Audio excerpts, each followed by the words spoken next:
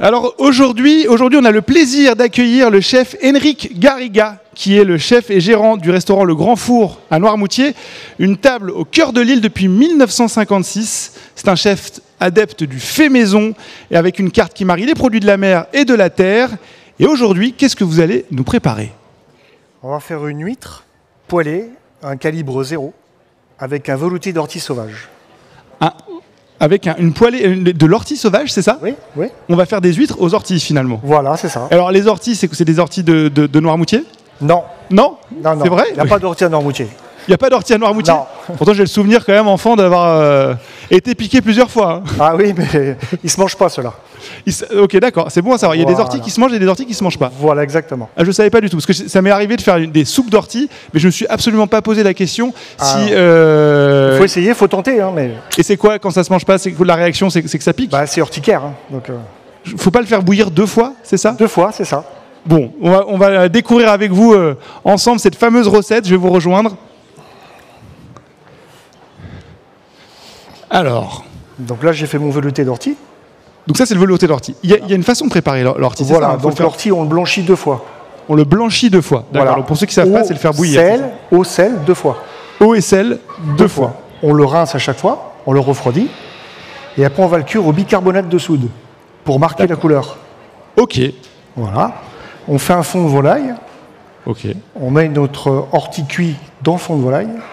D'accord. On le crème, on le mixe et on l'assaisonne. Et ça donne une belle couleur.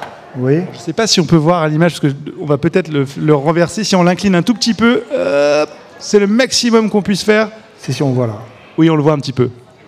Petite soupe d'ortie. Et donc, du coup, avec des huîtres, c'est ça? Avec des huîtres, un calibre 0. Voilà. Qui est ouvert et juste poêlé au beurre du micelle. D'accord. Voilà. Et donc, ces huîtres, on va venir les baigner Dans le velouté. dans le velouté. Voilà. Avec, on va mettre un peu de croquant, Ok. 2 flocons d'avoine, de la cacahuète grillée. Ok. Voilà. Et on va finir par un chiseau oseille. D'accord. Voilà. Donc on a un velouté, un croquant, une acidité. Et le côté iodé de l'huître. Et bien dis donc, c'est L'association est... c'est un super mariage, ça. voilà. C'est ce qu'on recherche, nous les chefs, le mariage de plusieurs produits. Et je vois des petites fleurs là-bas, c'est pas... Voilà, c'est pour la finition. C'est pour la fin. D'accord, ben, Voilà. on vous laisse faire. Ça donne l'eau à la bouche, tout ça. Moi, je trouve ça fascinant. Les orties, la première personne qui s'est dit « Ah, j'ai envie de manger cette plante », qui l'a goûtée, qui a dit « Non, ça pique. Je vais la faire blanchir une fois. Non, ça pique encore. Je vais la faire reblanchir une deuxième fois. Ça pique encore. » Il a quand même été très persévérant. Et on peut dire merci à lui, parce que grâce à cette personne, je ne sais pas de quand est-ce qu'elle a découvert ça, dans combien de centaines d'années, mais on a un velouté d'ortie. Et pour ceux qui ne savaient pas, en effet, on peut manger les orties.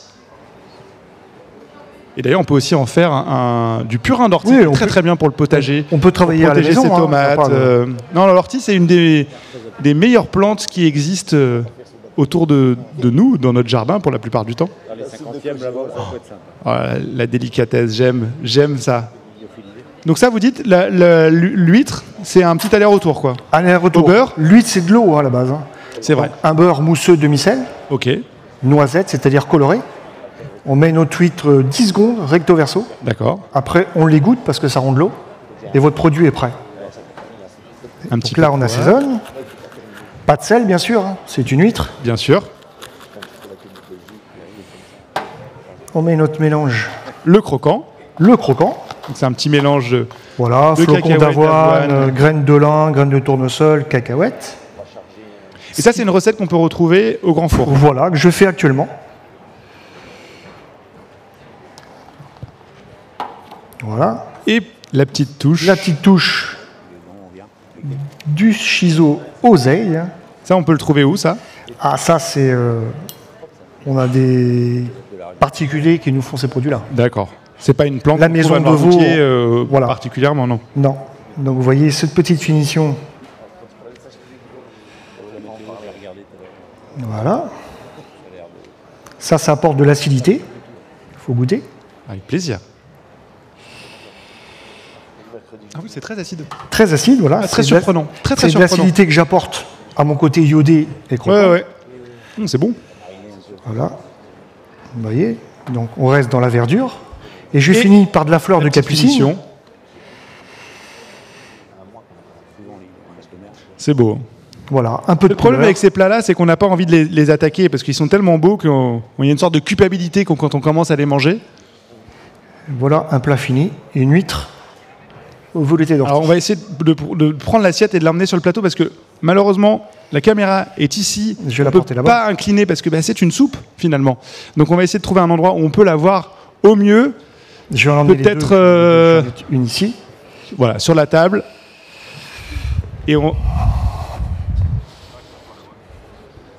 Et un grand merci en tout cas à notre chef Henrik Garriga du restaurant Le Grand Four à Noirmoutier. Je vous conseille Bon, les gars, ça vous connaissez. vivement d'y aller. J'y suis allé plusieurs fois et à chaque fois ça a été un régal. Et c'est situé à côté du château. Hein. Derrière le château. En plus, voilà, c'est derrière le château. La Là, maison vous au volet pouvez- rose, derrière le château. Exactement, vous pouvez visiter le cœur de l'île de Noirmoutier. Un grand merci d'avoir été avec nous.